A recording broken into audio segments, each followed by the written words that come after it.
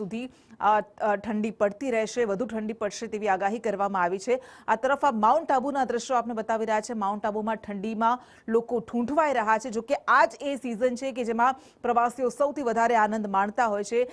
એવા પણ દ્રશ્યો સામે આવી રહ્યા છે કે માઉન્ટ આબુમાં ગાડી પર જાણે બરફ જેમ પર્વતીય રાજ્યોમાં છવાઈ જતો હોય છે, એવી જ રીતે અહીંયા માઉન્ટ આબુમાં પણ એવા દ્રશ્યો સામે આવી રહ્યા છે। નકી લેક જામી જતું હોય છે, આપણે જોતા હોઈએ છીએ, અને તાપમાન નીચું જતા અહીંયા બરફની એક ચાદર, એક પરત છવાઈ ગઈ છે। જો કે મોટી સંખ્યામાં આ નજારો માણવા માટે, આ માહોલ માણવા માટે, આ હવામાનને માણવા માટે પ્રવાસીઓ ઉમટી રહ્યા છે। આબુમાં ઠંડીનો પારો -ડિગ્રીમાં પહોંચી ગયો છે। ગુરુ શિખર પર જે ખૂબ જ પ્રખ્યાત સ્થળ છે, અહીંયા -5 ડિગ્રી તાપમાન નોંધાયું છે। તો લોકોના ઘરમાં, વાહનોમાં, મેદાનમાં સફેદ ચાદર છવાઈ ગઈ છે।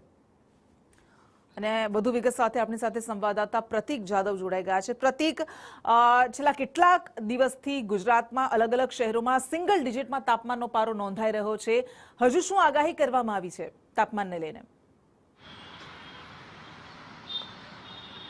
કૃષ્ણા, હવે શિયાળો છે તે મધ્યમાં પહોંચ્યો છે, અને આ જ કારણથી ગુજરાત અને ગુજરાતની બોર્ડર ઉપર આવેલા જે જિલ્લાઓ છે, સાથે જ માઉન્ટ આબુ કે જ્યાં આગળ ગુજરાતના સહેલાણીઓ ફરવા જવાનું પસંદ કરતા હોય છે, ત્યાં ઠંડીનો પારો છે તે ગગડ્યો છે, અને આ જ કારણથી હવે ત્યાં માઇનસમાં તાપમાન પહોંચ્યું છે। માઉન્ટ આબુની જો વાત કરવામાં આવે તો માઉન્ટ આબુમાં -1 ડિગ્રીએ પારો પહોંચ્યો હતો, અને ત્યાંનું જે હાઈએસ્ટ પીક ઉપર આવેલું ગુરુ શિખર છે ત્યાં આગળ -5 ડિગ્રીએ તાપમાન જે પહોંચ્યું હતું, અને આ જ કારણથી લોકોના ઘરમાં તેમજ ગાડીના કાચ ઉપર બરફની ચાદરો છવાયેલી જોવા મળી હતી, અને આ જ કારણથી આબુમાં જે સહેલાણીઓ ફરવા માટે ગયા હતા તેમને ફરવાનો ખૂબ આનંદ આવ્યો છે। આ સાથે જ ગુજરાતની જો વાત કરવામાં આવે કૃષ્ણા, તો ગુજરાતમાં પણ અલગ અલગ જિલ્લાઓમાં છે તાપમાનનો પારો ગગડ્યો છે।